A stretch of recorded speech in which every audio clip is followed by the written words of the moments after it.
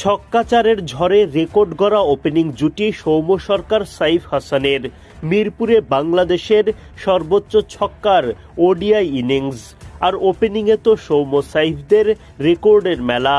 এই ওপেনারদের বিদায়ের পর ব্যাটিংয়ে অবশ্য খানিকটা সংগ্রাম করে বাংলাদেশ, যদিও শেষ পর্যন্ত লড়াকু পুঁজি নিয়েই ইনিংস শেষ করেন টাইগাররা। সিরিজ নির্ধারণী ম্যাচে টস জিতে ব্যাটিংয়ে নেমেই ঝড় বইয়ে দেন সৌম্য সরকার ও সাইফ হাসান। মাত্র ৮ ওভারের মধ্যেই দলীয় অর্ধশতক তুলে নেন দুই ওপেনার।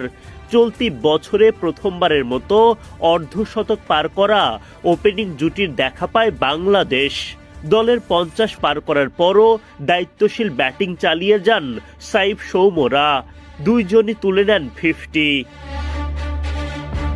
৪৮ বল খেলে ওয়ানডে ক্যারিয়ারের ১৪তম 50-র দেখা পান সরকার। ওদিকে সাইফ তার ওডিআই ক্যারিয়ারের প্রথম 50-র দেখা পেতে খেলেন মোটে ৪৪ বল। ডাগআউট থেকে সতীর্থ কোচদের বাহবায় সিক্ত হন দুই ওপেনার।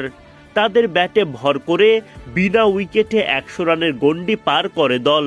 ৪৫ ইনিংস ও ২০২৩ সালের পর ওয়ানডে ওপেনিং জুটিতে ১৭ রানের দেখা পেল বাংলাদেশ। সৌম্য সাইফের অবিশ্বাস্য সেই জুটির সমাপ্তি ঘটে ১৭৬ রানে গিয়ে। রস্টন চেজের বলে উইকেট হারান সাইফ হাসান। ৭২ বলে সমান ৬টি করে ছক্কাচারে ৮০ রান করেন এই ডানহাতি ওপেনার। বিদায়ের আগে সৌম্যর সাথে গড়েন মিরপুরে বাংলাদেশের হয়ে সর্বোচ্চ রানের ওডিআই ওপেনিং পার্টনারশিপ। সৌম্য সাইফদের গড়া ১৭৬ রানের জুটি টাইগারদের ওয়ানডে ইতিহাসের দ্বিতীয় সর্বোচ্চ রানের ওপেনিং জুটি। সাইফের বিদায়ের পর সৌম্য সরকারও উইকেটে টিকতে পারেননি বেশিক্ষণ।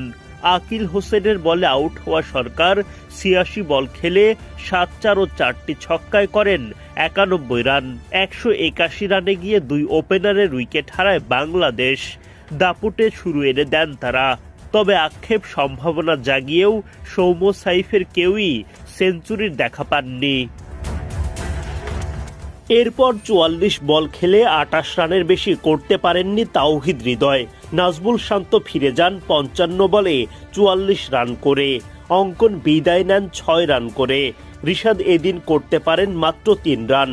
তবুও সৌম্য সাইফদের দাপটে ইনিংসের ওপর ভর করে লড়াকু পুঁজি পায় বাংলাদেশ।